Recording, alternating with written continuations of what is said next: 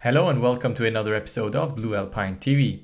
In today's episode, we'll talk about MyEtherWallet getting hacked, and we'll talk about an interesting blockchain startup out of Switzerland that has a major partnership and how you can use partnerships in order to do proper investing. But first, let's jump right into the market.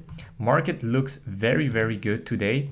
A lot of green, a lot of single number, double digit number in the greens. But what is really interesting, and I want to kind of show you this, is for the podcast listeners, we're currently on CoinMarketCap. And what we are seeing here is the Bitcoin dominance has actually gone down around 5% from, I want to say, about a week ago. And that just shows that people were waiting for a lot of positive signs to actually reinvest their money into the crypto markets. I think it's important to mention that probably all of these gains are not really coming from people outside of the crypto world. It's coming from the sidelines, if you will. So people who already have money ready, be it fiat currency or the different in the different cryptos, are actually starting to buy up certain things. And as you can see, we're seeing a lot of altcoins running. A lot of altcoins doing good numbers, but as always, Bitcoin leads the pack here. It's going to be interesting. I mean, it could very well be that both Bitcoin and altcoins will run depending on how well Bitcoin is doing. It could also be that the altcoins will pause and go sideways for a bit, and then Bitcoin will run, and then the altcoin run will actually begin. So it will be really interesting to see how the next few days will develop themselves. However, the Bitcoin dominance, as always, when the market in general goes up, we see that the Bitcoin dominance goes down, which is a really interesting sign that in a good market, everything is kind of decoupling from Bitcoin, but in a bad market, everything is kind of going down with Bitcoin together. But let's jump right into this first news story of the day. And I want to say it's the major news story of the day. And actually, if you're part of the Telegram group, you've already heard about the news. MyEtherWallet users are kind of were actually saying that they have been hacked or funds have been stolen. The title here says $150,000 stolen from MyEtherWallet users in DNS server hijacking.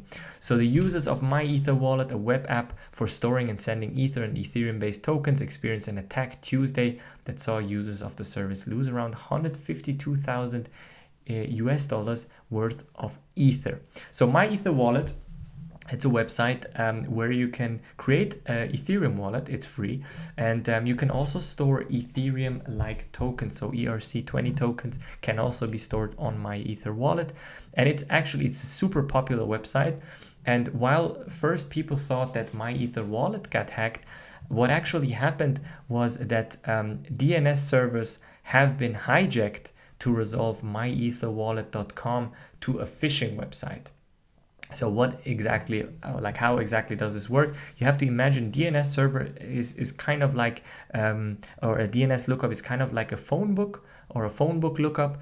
And when you enter www.google.com, this phone book lookup, or actually DNS lookup, is kind of comparing IP address and the address that you've just entered, and then sending you specifically to that IP address. Now, when you get a hold of this phone book, you can change the IP addresses where a certain address, for example, google.com, is linking to. And this is exactly what happened. So MyEtherWallet here on Twitter has reported that DNS servers have been hijacked. And what specifically was the problem is it said do not use myetherwallet.com if you're using Google public DNS, which would be 8888 or 8844 at this moment. It seems these DNS servers are resolving the domain to a bad server that can steal your keys. It's not a must, but it's possible if you start entering and doing transactions on that page that it's very well just a phishing page. And here it actually says the Etherscan blog explorer showed the address as having received 179 inbound transactions starting from 7:17 a.m. and totaling 216 Ether, or nearly 152,000 at the US dollars at the time of writing. According to the MyEtherWallet CEO Kosala Hemachandra, all the DNS servers are resolving back to correct addresses, but I want to wait another hour or so. And he said that during a conversation with CoinDesk. Hemachandra said that the hackers were apparently large enough to do a DNS poisoning attack on Google public DNS servers, which made it cache a malicious IP address for MyEtherWallet. Google fixed the issue in a very short time, he went on to say. So how can you exactly save yourself from these types of attacks? First of all, you have to be part of the Telegram channel. If I am sharing those news, you will be first to know, but this just on the side. Obviously, you can never be 100% secure if you're using someone else's website, or if you're not bookmarking certain things. And even if you're bookmarking, it could very well be that the DNS server, if you have set that up, can actually kind of be problematic for you. Now, the best way, in my opinion, is to just use a hardware wallet, use a Trezor, use a Ledger, and kind of transfer everything onto those hardware wallets, leave them there. That's actually your best bet. If you still want to use MyEtherWallet, you can also use kind of a local version, so you can download it, you can store it there locally as well, and that's another alternative. Using myetherwallet.com is problematic, especially if you have a lot of Ethereum or ERC20 tokens on MyEtherWallet. It looks like the problem is kind of solved, but still be careful out there. Make sure to buy a hardware wallet. Make sure to check also the addresses, the IP addresses. And if anything seems fishy to you or seems weird, definitely log out or don't send any, or don't make any transfers to that page. That's the first news story. Second news story is actually quite close to home for me. It's actually out of Zurich. Swiss Post taps Modem blockchain for temperature monitoring of shipments.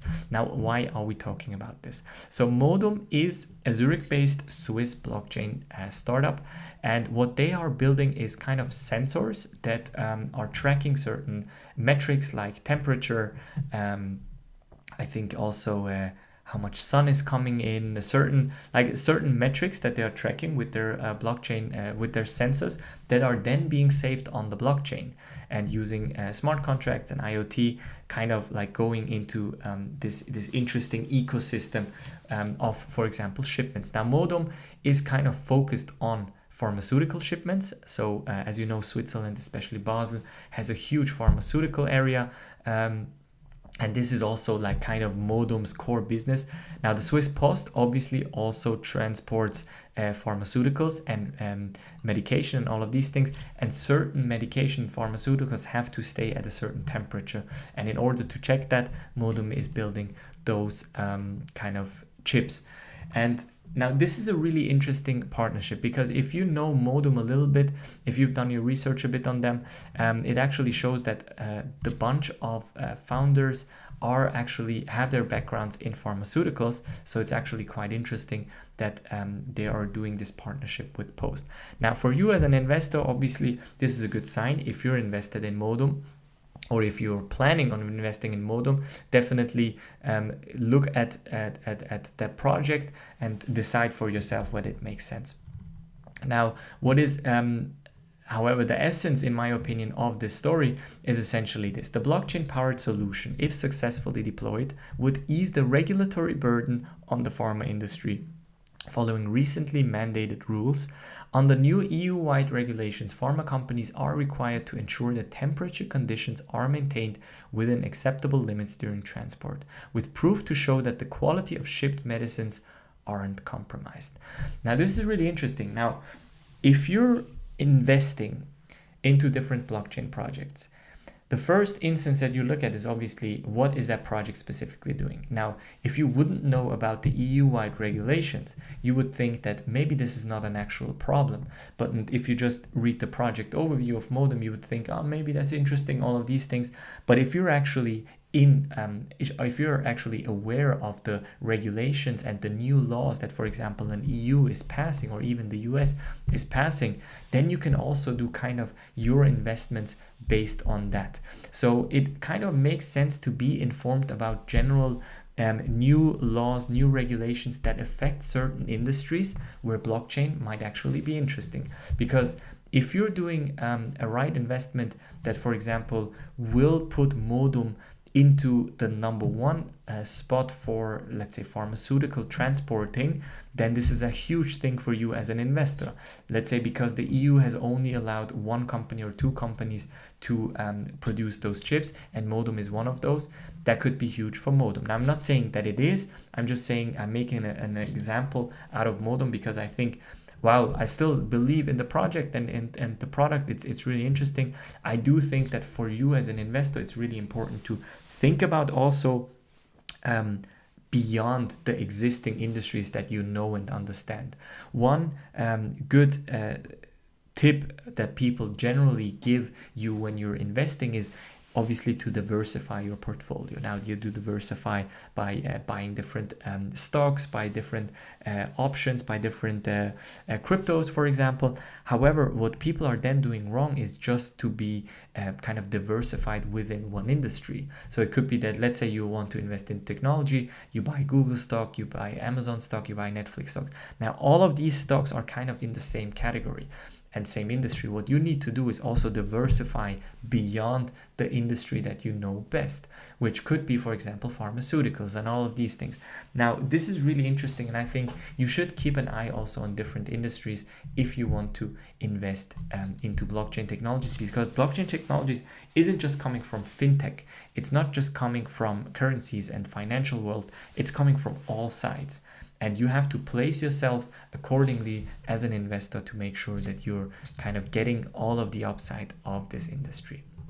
And with that, guys, we're already at the end of today's episode.